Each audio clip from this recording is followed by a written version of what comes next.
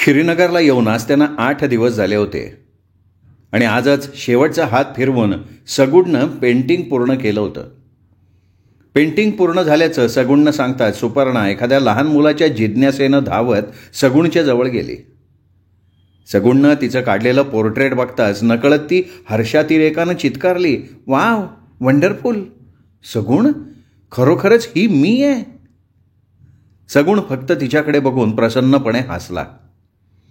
सुपर्णानं त्याच्या गळ्यात हात टाकून त्याचं चुंबन घेतलं. विलक्षण आवेगानं ती त्याला बिलगली.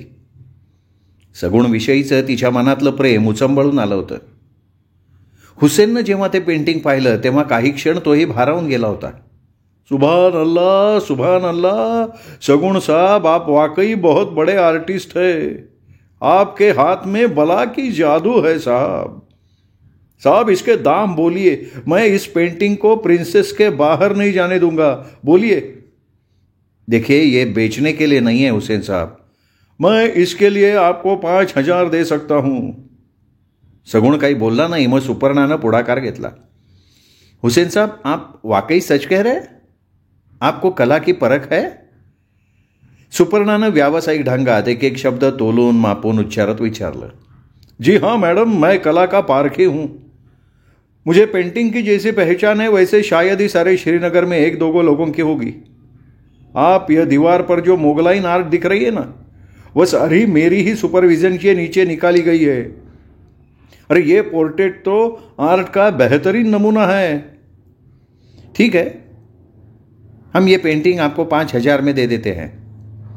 सुपर्णा आपण हुसेनवर मोठे उपकार करतो अशा स्वरात म्हणाली. आपने हमें जो सर्विस दी है बस उसकी खातिर, वरना ये पोर्ट्रेट हम बम्बई में 8,000 के नीचे तो हरगिज़ नहीं देते. शुक्रिया शुक्रिया, मैं अभी इसके दाम आपको चुका देता हूँ. साथ ही आप हमारे मेहमान हैं, इसलिए आपसे होटल का बिल नहीं लिया जाएगा.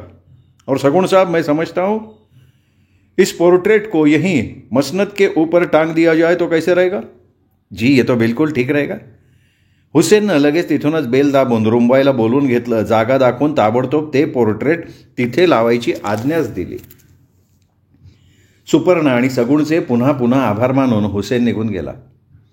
रुंबॉय ही आवश्यक ते साहित्य आणायला बाहेर पडताच सगुण सुपर्णाला म्हणाला, सुपी, माझा अजूनही विश्वास बसत नाहीये. हुसेननं खरोखर हे पेंटिंग 5,000ला विकत घेतलं. हो सगुण, अरे आपण 8,000 म्हटलं असताना तरी ते हुसेननी खरेदी केलं असतं. मला वाटतं तुला तुझ्यातल्या प्रतिभेची अजून खरी ओळख नाही झालेली. हां, तुझं म्हणणं कदाचित खरं असावं. तुझ्या पद्धतीनं हुसेनशी डीलिंग केलं ना, ते बघता मला तुझ्यासारख्या मार्केट मॅनेजरची खरोखर आवश्यकता आहे असं वाटायला लागलं आहे. फक्त मार्केट मॅनेजरची? सुपर्णानं त्याच्याकडे बघत मिस्किलपणे विचारलं. नाही, तसं नाही, मलाही व्यवस्थित मॅनेज करणाऱ्या होम मॅनेजरची. पण सुपी, हे पोर्ट्रेट मी एका अटीवर विकेन. हे पैसे तू घ्यायचेस. अरे म्हणजे काय? माझ्या आणि तुझ्या पैशात आता फरक आहे का? सुपी, हे पैसे तू आपलं घर सजवण्यासाठी उपयोगात आणावेत असं मला वाटतंय. सुपर्णाला मनापासून आनंद झाला. सगुणला आपण व्यवस्थित हँडल करतो, त्यालाही आता आपलं छोटंसं घर असावं असं वाटायला लागलं आहे. त्याच्या कलंदर बेफिकीर आयुष्याला आपण एक निश्चित दिशा देऊ शकू. श्रीनगरमधला त्यांचा मुक्काम आता संपत आला होता. परवा दिवशी जायचं निश्चित झालेलं होतं. सुपर्णाला हॉटेलमध्ये सोडून सगुण तिकीटं बुक करायला गेला होता. सुपर्णा हॉटेलच्या मोकळ्या जागेत असलेल्या लॉनवर खुर्ची टाकून बसली होती. आजचा आणि उद्याचा दिवस सगुणबरोबर उरलेली प्रेक्षणीय स्थळं बघण्याचा बेत ती करत होती. गेल्या 8 दिवसात ते श्रीनगरच्या बाहेर फारसे पडले नव्हते. बघण्यासारखं अजून बरंच काही राहिलं होतं. हातातल्या मॅपवरनं आणखीन काय काय बघायचं राहिलंय हे ती बघत असताना अचानक तिला पुन्हा ती जाणीव झाली, कुणीतरी आपल्याकडे बघतंय, आपल्याला निहाळतंय, आपल्या हालचालींवर लक्ष ठेवतंय. कोण आहे तो? आपला पाठलाग करत ती नजर इथवरही कशी पोचली? का सगळे आपल्या मनाचे खेळ आहेत? आपल्या सुप्त मनाच्या पातळीवर अजूनही असुरक्षितपणाची, एकटेपणाची भावना असावी का? सुपर्णा विलक्षण अस्वस्थ झाली होती. श्रीनगरच्या थंड हवेतही तिच्या कपाळावर घाम जमा झाला होता. कितीही प्रयत्न केला तरी मनावरचं दडपण, त्या अदृश्य नजरेची जाणीव तिला झटकून टाकता येईना. यावर एकच उपाय होता, तोच तिने अंमलात आणला. फटकन मॅप बंद करून ती उठली, आपल्या सूटमध्ये आली आणि अस्वस्थपणे सगुणची वाट बघत बसून राहिली. काश्मीरच्या शांत, थंड, आल्हाददायक वातावरणातनं मुंबईच्या दमट, चिकचिकीत वातावरणात येऊन सुपर्णाला आता 8 दिवस झाले होते. श्रीनगरमधलं 10 दिवसांचं वास्तव्य, मधल्या 2-1 तासांचा मनस्ताप आणि त्या अदृश्य नजरेची जाणीव सोडली तर मोठं मजेत गेलं होतं. तिथल्या स्मृती अजूनही तिच्या मनात रेंगाळत होत्या. सगुणमधल्या प्रतिभेची तिला जाणीव झाली होती. सगुण एक दिवस खरोखर मोठा चित्रकार होणार याबद्दल आता तिच्या मनात मुळीच शंका नव्हती. फक्त त्याच्या प्रतिभेला फुलवणारं आजपर्यंत कोणी भेटलं नव्हतं, पण ते काम आपण करू शकू याची तिला खात्री होती. पण गेल्या 5-6 दिवसांपासून सगुणचं काहीतरी बिनसलेलं होतं. त्याचं बोलणं कमी झालं होतं. डोळ्यात सतत खोल, गडद उदासी भरून राहिली होती. दिवसभर तो नुसताच घरात पडून राहत होता. घराबाहेरही फारसं पडत नव्हता. सुपर्णानं म्हटलं तरच रात्री जातो तिच्याबरोबर जेवायला बाहेर जात होता. पण तिथेही त्याचं जेवणाकडे फारसं लक्ष नसे. उगीच आपले 2-4 घास कसे तरी खात होता. सिगरेटचं प्रमाण मात्र फार वाढलं होतं. मनातल्या अस्वस्थपणाचं ते लक्षण. काश्मीरहून आल्यापासून तर त्यांनी ब्रश हातात सुद्धा घेतला नव्हता. खरं तर काश्मीरला पेंट केलेलं त्याचं चित्र जागेवर 5,000ला विकलं गेलं होतं. प्रिन्सेससारख्या मोठ्या हॉटेलनं ते खरेदी केलं होतं. त्यावेळी तो किती भयानक खुश झाला होता. त्यामुळे त्याचा आत्मविश्वास दुणावला जाऊन मुंबईत आल्या आल्या तो मोठ्या उत्साहानं पेंटिंगला सुरुवात करेल असं वाटलं होतं. पण त्याच्यात अचानक आलेल्या या निष्क्रियतेचं कारण तिला समजत नव्हतं. त्याची ती अवस्था बघून मनातनं मात्र ती कमालीची कासावीस होत होती. पण तिने त्याला त्याबाबतीत छेडलेलं नव्हतं. तो स्वतःहून बोलेल म्हणून ती वाट बघत होती, पण सगुण काही बोलायला तयार नव्हता. उलट दिवसेंदिवस त्याच्या डोळ्यातली गहरी होत जाणारी उदासी बघून आता तिचाच संयम संपुष्टात आला होता. सगुण, तुला झालंय तरी काय? एक दिवस शेवटी न राहून तिने त्याला विचारलं. छे, कुठे काय नाही. सगुण काहीशा विझलेल्या आवाजात म्हणाला. काही झालं नाही तर तू एवढा अस्वस्थ का? तुझ्या डोळ्यात ही उदासी का? तू मला वचन दिलं होतं सगुण, माझ्यापासनं काहीही लपवून न ठेवण्याचं. एवढ्यात विसरलास? सगुण क्षणभर खाली मान घालून गप्प राहिला, पण त्याच्या चेहऱ्यावरची उदासी आता जास्त गडद झाली. सगुण, हे बघ, मला फक्त तुझ्या सुखात वाटेकरी नाही व्हायचं रे, तुझ्या दुःखातही मला सहभागी व्हायचं आहे. आता तू मला अजूनही परकी समजत असलास तर गोष्ट वेगळी. नकळत सुपर्णाचे डोळे भरून आले. आवाज काहीसा कातर झाला. सुपी, प्लीज, तू असं काही गैरसमज करून घेऊ नकोस. मला तर तू हवी आहेस, पूर्णपणे हवी आहेस. मग हे जर खरं असेल तर तू तुझ्या दुःखाचं कारण माझ्यापासून का लपवून ठेवतोयस? तुझी ही अवस्था बघून माझं काय होत असेल याचा तरी तू विचार करायला पाहिजेस. मी आतल्या आत किती तडफडतीये याची कल्पना तुला यायला हवी. सुपर्णाचा तो आर्त स्वर सगुणला आत कुठेतरी भिडला. आवेगाने तिचे दोन्ही हात धरत तो म्हणाला, सुपी, माझं स्वप्नच राहणार ग. माझी स्वतःची आर्ट गॅलरी कधीच होणार नाही. मी असाच उपेक्षित राहणार आणि ही उपेक्षा मला फार दिवस नाही सहन होणार. असं उपेक्षित जीणं जगण्यापेक्षा मी आत्महत्या करून मोकळा होईन. अरे पण तुला असं एकदम नैराश्य यायचं कारण काय? तुझं स्वप्न हे स्वप्नच राहील असं तुला का वाटतंय? कारण सुपी, आम्ही सोहराबवर कधी दरोडा घालूच शकणार नाही. सोहराबच्या आतली पूर्ण माहिती असल्याशिवाय आम्हाला दरोडा कधीच घालता येणार नाही. सोहराबमधली सगळी माणसं आम्ही चेक केली, पण आम्हाला हवा आहे तसा माणूस नाही सापडला आम्हाला. म्हणजे याच्या डोक्यात तो किडा अजूनही वळवळतोय. तर आपण समजलो तसा तो त्याचा क्षणिक उद्रेक नव्हता. तर सगुणनं आता हा विषय काढेपर्यंत सुपर्णा खरोखर तो विषय विसरूनही गेली होती. सुपर्णाचा चेहरा पुन्हा ताणला गेला. पण आता पहिल्यांदा हे ऐकून तिला जसा धक्का बसला होता तेवढा धक्का बसलेला नव्हता तिला. सुपी, सोहराबमधली माहिती देणारी एकच व्यक्ती आहे आणि ती व्यक्ती तू आहेस. तुझ्या सहकार्याशिवाय आम्ही काहीही करू शकणार नाही. खरंच सुपी, आम्ही काहीच करू शकणार नाही. माझ्याकडून तू कुठल्या सहकार्याची अपेक्षा करतोय सगुण? बोलताना सुपर्णाचा चेहरा निर्विकार वाटत होता, पण तिच्या मनात प्रचंड उलथापालथ होत होती. तू तू आम्हाला सहकार्य करणार सुपी? सगुणच्या विजलेल्या डोळ्यात चमक आली होती. हो सगुण. अरे मी तुला असं उदास झालेलं नाही बघू शकत रे. तुझी ही अस्वस्थता मला सहन होत नाही आहे. सुपर्णा खोल गेलेल्या आवाजात म्हणाली आणि आपलं हे मनाविरुद्ध बोलणं सगुणच्या लक्षात येऊ नये म्हणून म्हणाली, तुझ्यासाठी आणखीन एक आनंदाची बातमी आहे. काल शमाकडे गेले असताना रमाकांत भेटले. मोनानं तुला घटस्फोट द्यायचं मान्य केलंय. ओ सुपी. सुपर्णाचे हात घट्ट धरत सगुण आनंदानं उद्गारला. आता खरंच माझं आर्ट गॅलरीचं आणि तुझं छोट्याशा घरकुलाचं स्वप्न लवकर साकार होणार याची मला खात्री पटली आहे. आम्हाला काय काय सूचना हव्या आहेत हे मी तुला उद्या सांगतो सुपी. सगुणच्या चेहऱ्यावरची उदासी कुठल्या कुठे पळाली होती. त्याच्या अंगात उत्साह संचारला होता. उत्साहानं कॉटवरनं उठत त्यांनी बऱ्याच दिवसांनी दाढीच्या सामानाचा डबा काढला. सुपर्णा त्याच्या उत्साहानं सळसळणाऱ्या हालचालींकडे बघत होती. असाच सगुण तिला नेहमीसाठी हवा होता. त्यासाठी काहीही कसलंही धाडस करायचं मनाला ती बजावत होती. साहेबरावपेक्षा सगुण तिला जास्त प्रिय आहे हे ती मनाला पुन्हा पुन्हा पटवत होती. दुसऱ्या दिवशी संध्याकाळी सगुणनं एक टाईप केलेली प्रश्नपत्रिका सुपर्णाच्या हातात ठेवली. प्रश्नपत्रिकेत एकूण 10 प्रश्न विचारण्यात आले होते. 1. लिलाव होणारा सगळा माल रात्री स्ट्रॉंग रूममध्ये असणाऱ्या सेफमध्येच ठेवण्यात येतो का? 2. शोरूम आणि तळघराचा नकाशा हवाय. 3. सेफ नंबर ॲडजस्ट करून उघडणारी आहे का? असल्यास त्याचा नंबर काय आहे? सेफ कोणत्या कंपनीची आहे?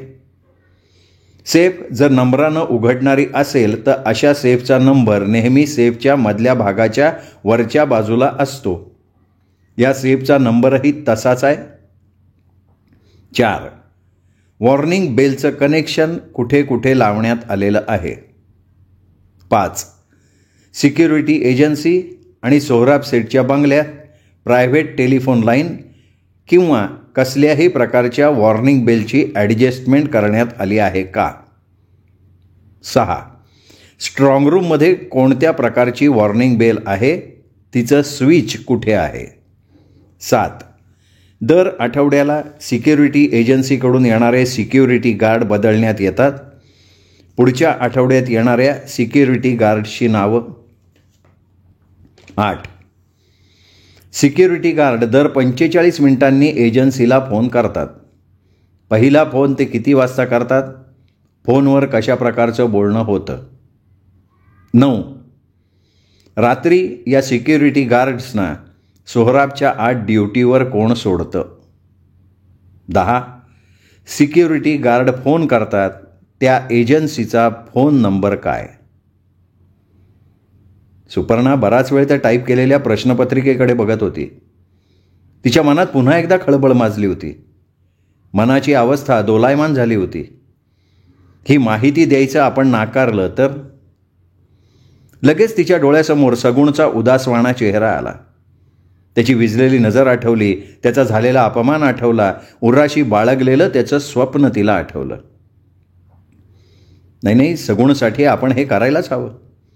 त्यांनी आपल्याला प्रेम दिलं, आपल्या आयुष्याला एक नवीन अर्थ दिला, जगण्यातला आनंद शिकवला त्याने आपल्याला.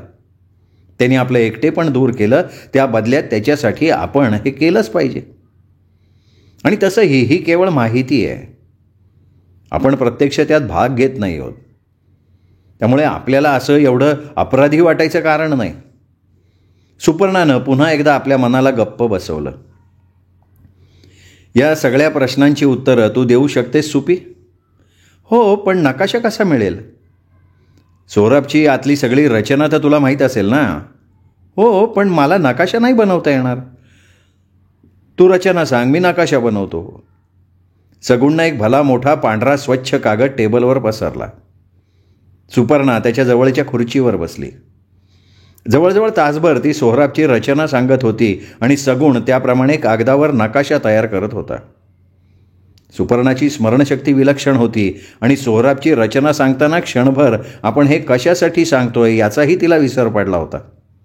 अगदी तल्लीन होऊन ती बारीक सारीक तपशीलवार सांगत होती. नकाशा तयार झाल्यावर सगुणनं तिला तो दाखवला. तो नकाशा बघून सुपर्णाही क्षणभर अवाक झाली. जणू सोहराबच्या इमारतीत आपण आहोत असं तिला वाटलं. सगुणनं अतिशय उत्कृष्टपणे नकाशा तयार केला होता. त्यातले बारीक सारीक तपशीलही त्यांनी व्यवस्थित दाखवले होते, अगदी पाय पुसण्यापासून झाडू ठेवायच्या जागेपर्यंत. सगुणनी वेगवेगळ्या शहरांचे घरांचे नकाशे करून ते विकायचा धंदा केला तरी त्यात तो भरपूर पैसे मिळवू शकेल असं क्षणभर तिच्या मनात येऊन गेलं. सगुणनं पहिल्यांदा साध्या पेन्सिलनं कच्चा नकाशा तयार केला होता. सुपर्णानं ओके केल्यावर त्यांनी काळ्या शाईनं ठळकपणे पुन्हा फायनल नकाशा तयार केला. रात्री 10 वाजता ते जेवायला बाहेर पडले. सुपर्णाला ही योजना यशस्वी होण्याची शंका वाटत होती. जेवून परत येताना सुपर्णानं आपल्या मनातली ही शंका बोलून दाखवली. सगुण, तुला खात्री आहे पोलिसांच्या हातात न सापडता तुमची ही योजना यशस्वी होईल? हो सुपी, ही योजना यशस्वी होईल याची मला पूर्ण खात्री आहे. तुम्ही यापूर्वी कुठे असा? नाही सुपी, हा पहिला आणि शेवटचा दरोडा. तुझ्याबरोबर आणखीन कोण कोण आहेत रे? सुपर्णा आज प्रथमच या योजनेबाबत उत्सुकता दाखवत होती. अगं, मी आहे, अनवर आहे, काशीकर आहे आणि एक धंदेवाईक तिजोरी फोडणार आहे. दाऊद नाही तुमच्यात? आहे, पण तो प्रत्यक्ष दरोड्यात भाग घेणार नाही. त्याचं काम योजना बनवणं आणि एका निष्णात तिजोरी फोडणाऱ्या व्यक्तीची व्यवस्था करणं इतकंच आहे. अरे, याचा अर्थ तो तुम्हाला बळीचा बकरा बनवणार. पकडले गेला तर तुम्ही लोक पकडले जाणार आणि तो हात झटकून मोकळा होणार, असंच ना? नाही, तसं नाही सुपी. चोरीच्या मालाची विल्हेवाट लावायची जबाबदारी त्याच्यावर आहे आणि आम्ही पकडले जाऊच कशावर ना? आमचा प्लॅन इतका एअरटाईट असणार की दुसऱ्या दिवशी सोहराब उघडेपर्यंत कोणालाही त्याचा पत्ता लागणार नाही. त्या दिवशी रात्री सुपर्णाला बराच वेळ झोप लागली नाही. राहून राहून सोहराब अंकलचा चेहरा तिच्या डोळ्यापुढे येत होता. सगुण मात्र अगदी गाढ झोपी गेला होता. त्याचा संथलयीत घोरण्याचा आवाज तिच्यापर्यंत पोचत होता. दुसऱ्या दिवशी सुपर्णा सोहराबमध्ये पोचली तेव्हा ती नेहमीसारखी उत्साही नव्हती. उलट मनाच्या कोपऱ्यात भीती लपली होती. आपल्याशी बोलणारी प्रत्येक व्यक्ती आपल्याकडे संशयी चेहऱ्यानं बघतीये असं फिलिंग सतत जाणवत होतं. हे सगळे आपल्या मनाचे खेळ आहेत हे कळत असूनही तिच्या मनावर प्रचंड दडपण आलेलं होतं. तरीही हळूहळू कोणाच्या लक्षात न येईल अशा प्रकारे तिने सगळी माहिती गोळा केली होती. काही गोष्टी तिला आधीच माहिती होत्या, ज्या नव्हत्या म्हणजे त्या जाणून घेण्याची यापूर्वी तिने कधी फारशी उत्सुकता दाखवली नव्हती, त्या मोठ्या चतुराईनं माहीत करून घेतल्या. संध्याकाळी 5 वाजता नेहमीप्रमाणे बिंदा कटली. खोलीत सुपर्णा एकटीच राहिली. आता आपल्या खोलीत कोणी येणार नाही याची खात्री पटल्यावर तिने टाईपरायटरवर एक कागद चढवला. तिला विचारलेल्या प्रश्नांच्या क्रमानुसार तिने त्या प्रश्नांची उत्तरं टाईप करायला सुरुवात केली. अगदी मोजक्या शब्दात ती उत्तरं देत होती. 1 हो. 2 नकाशा सगुणनं तयार केलेला आहे. 3 सेफ नंबर ॲडजस्ट करून उघडणारी आहे.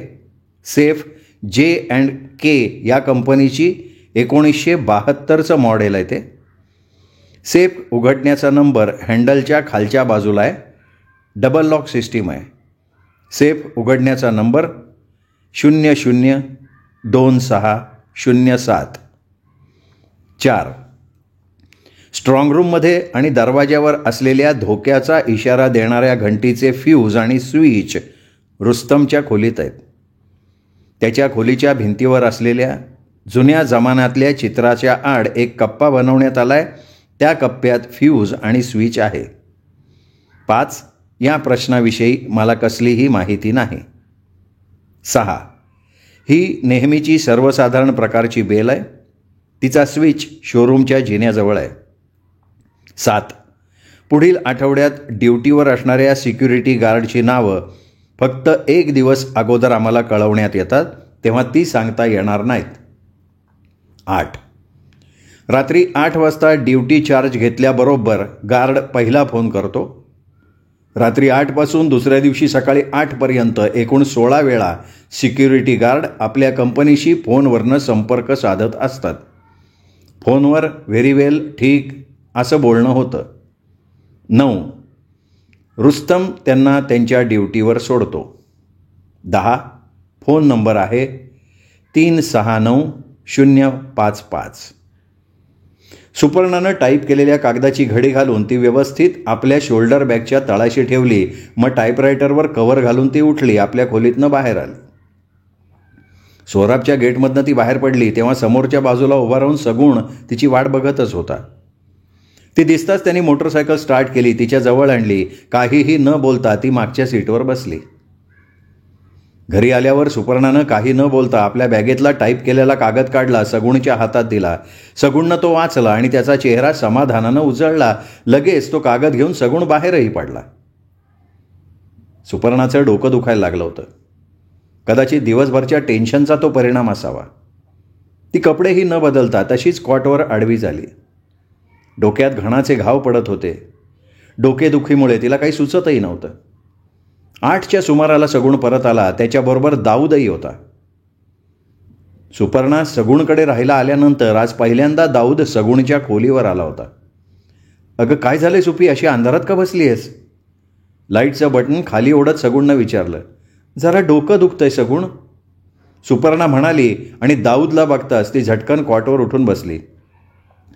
नाही, आपण उठू नका मिस सुपर्णा, मी फक्त आपले आभार मानायला आलो होतो. या योजनेतनं मी याला दरोडा नाही म्हणणार. काही मुठभर श्रीमंतांना लुटणं याला दरोडा मानायला मी तयार नाही.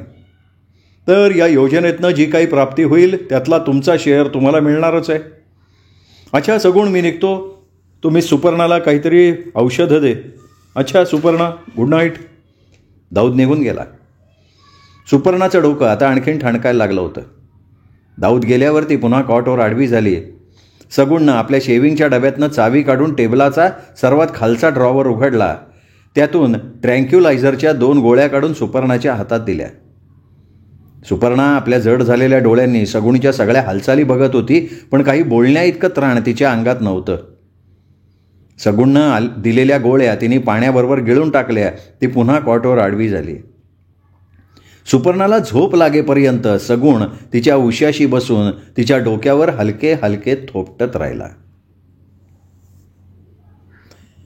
श्रोते हो, हा होता 15वा भाग. 16वा भाग उद्या ऐकत रहा. सुरेश वैद्य लिखित कठपुतळी ही कादंबरी दीपक रेगे कथाकथन चॅनलवर. आणि हां, तुम्ही जर अजूनपर्यंत चॅनल सबस्क्राईब केलं नसेल तर आता उजव्या हाताला वरच्या बाजूला जो माझा फोटो दिसतोय त्या फोटोला क्लिक करा आणि चॅनल सबस्क्राईब करा. हीच एक नम्र विनंती. धन्यवाद. भेटूयात उद्या.